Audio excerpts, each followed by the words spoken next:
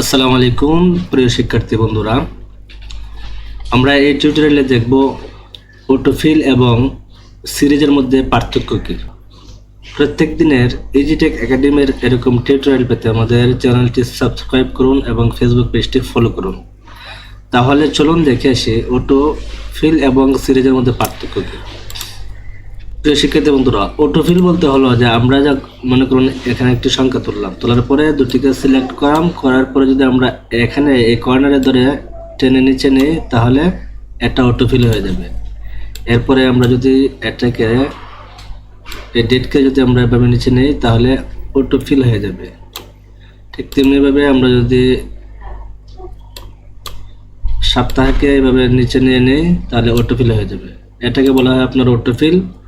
আর series বলা হয় alter HFIS click করে এরকম একটি ডায়লগ বক্স আসার পরে ওই জায়গার মধ্যে কাজ করে যে কাজটি আমরা করি এটাকে বলা হয় সিরিজ। তো আপনারা বুঝতে পেরেছেন আশা করি অটোফিল এবং সিরিজের মধ্যে পার্থক্য কী। যদি ভিডিওটি ভালো লাগে অবশ্যই লাইক কমেন্ট শেয়ার করে আমাদের সাথে থাকবেন। আল্লাহ হাফেজ।